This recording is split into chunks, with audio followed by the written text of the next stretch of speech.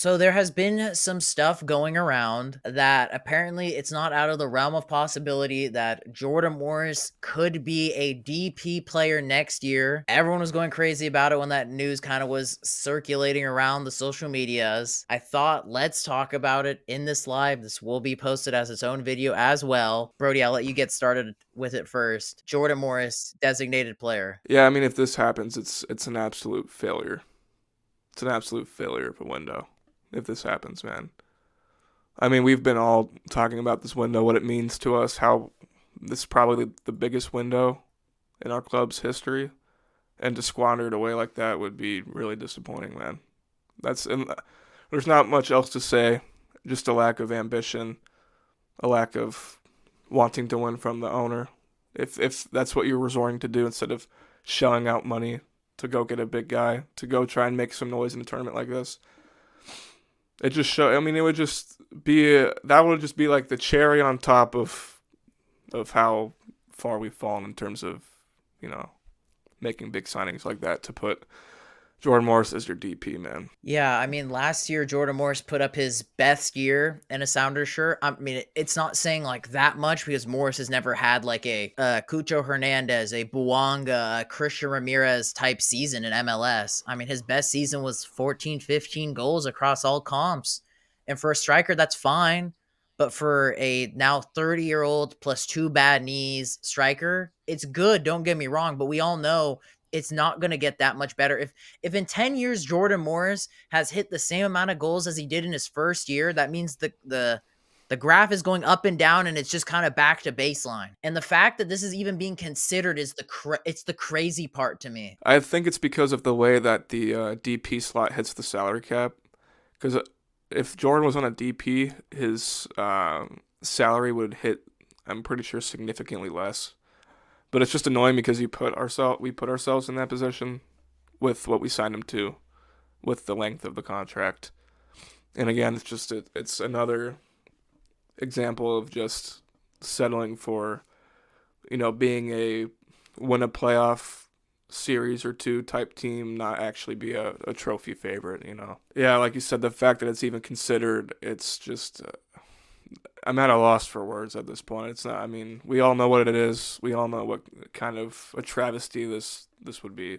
It's hard to say anything more than that. Yeah, I mean, this window was supposed to be made out to be, everyone was like, I mean, I was already talking about it. I was like, each window that passed, I was like, dude, this is not good from us. This is like bad. Like, obviously, I was going to the extreme. People like, don't worry, Sean. Like, it will get better. Wait till that window before the Club World Cup. It'll be okay. But so far, again, it's not over, and we still have about a month-ish away before our first game of the season. But it's like you're seeing players like Areola being rumored, Jesus Ferreira, Jordan Morris being on a DP deal, possibly Rusnak grabbing Weibel by the balls, and he's the one who gets to demand what contract salary he's getting in a new DP deal. It's just like, this is not what we were hoping for. It was steering in the right direction when you already are dropping one DP in Rui Diaz. That's great. You could have had another opportunity to open up another DP spot and letting Rusnak go. Then you have a really good, like, open roster space to really tinker with the squad.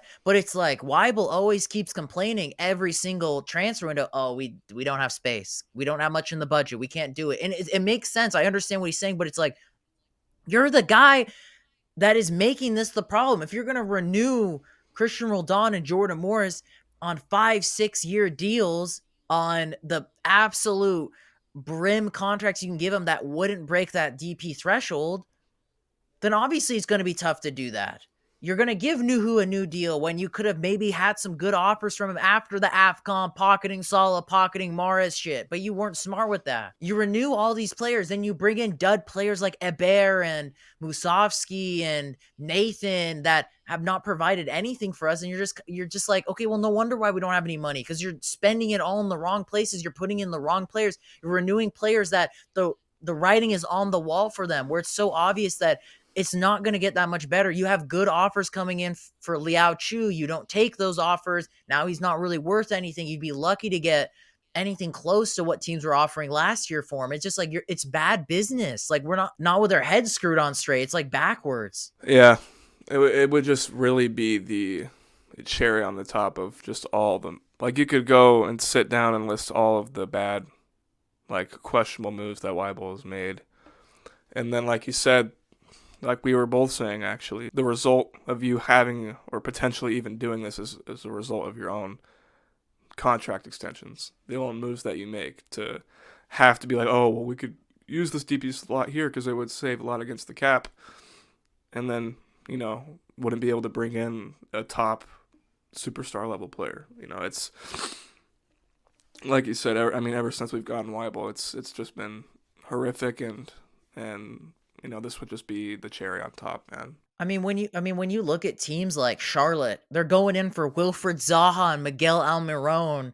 You're seeing Atlanta, who have been kind of just like a very turbulent team in the last couple years since they won MLS Cup, going in for like Bergwijn, players from Celtic, like putting up big numbers. Yes, they're not like getting those offers accepted, but they're throwing out 10, 15 mil. Like we would go crazy if we even hear that Sounders were thinking about throwing up 10 mil for a player. Like we used to do that 10 years ago. And how are we not even doing anything close to that now? That's the astonishing part. I mean, we're even seeing the San Jose Earthquakes going in for Brandon Vasquez. Like, we're not going for a player at all at that level. Like, Ariola Ferreira are like, they're fine, they're okay, but it's like the thing is, the problem I have with it is because you've waited so long. You've bigged up this transfer window. You've made us all wait. And the fact that you're kind of like getting like Ariola's just like a Kellen Rowe 2.0 signing. Ferreira is okay. It's good, but it's like, it's not the first big signing you want to make after all this time. And potentially the only big sign you might be making this window, what fans were wanting. We're going the route of trying to build, and I understand to try and build the most complete, well-rounded team, but we're not gonna. I don't see us getting over the hump without like a truly game-changing player or two. Because in like I said, the last MLS Cup we won came through the likes of Ladero, Prime, Rui Diaz. We just don't have those guys, and I get wanting to build a complete team, but you have to have a true game changer, man. You have to have that. But it's like looking at the team's track record, what more money are you going to have if you bring in Areola, Ferreira, you give Rusnak a DP deal? Like, That's what the whole much point. more? That's they're not. That's the whole point. That's the whole point of the Jordan Morris potential DP is that that's where that slot goes. Ferreira and Ariella are the marquee signings. That's what it would be if we give Morris the DP. It'd be Ferreira, Ariola, and then maybe another signing. That's still not like the caliber of signing that this team needs. Like back in 2019, to add to the point I was talking about, is it's not just Ladero Rui Diaz. We had Victor Rodriguez, a really good Spanish winger for MLS. We had Jovan Jones, Kelvin Leardom, arguably some of the best outside backs in the league at the time. Kim Ki-hee, Roman Torres, a guy in Kim Ki-hee that was a successful player in South Korea. Roman Torres, who's the captain of Panama. Like, we have some of those small pieces here and there, but it's like there's these gaping holes that we need to work on. We're like a dull pencil right now.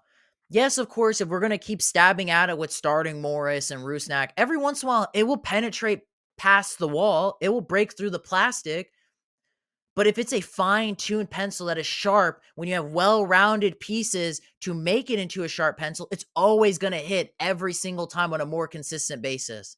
But when you have a dull pencil with dull attackers like our offense is right now, yeah, every once in a while, Morris might score the odd goal against LAFC. Rusnak might get that odd hat trick when a center back goes in the goalkeeping position. But it's like, it's not a sharp pencil that will always do that on a consistent basis that you can rely upon in the big games to help you win trophies and do that. That is what our offense is. A dull pencil compared to a sharp pencil with the likes of the LA Galaxy, the Columbus Crew, LAFC, all these teams that have just won MLS Cup in the last 3 years. They have consistent attackers, a well-rounded attack with multiple pieces that can help you score goals. LAFC, you had Bale, you had Buanga, you had Vela. For Columbus Crew, you had Cucho, you had Ramirez, you had Rossi. For LA Galaxy, you had Paintsel, you had Peck, you had Joveljic, you had Puig. We don't have even one of those type of guys on this team.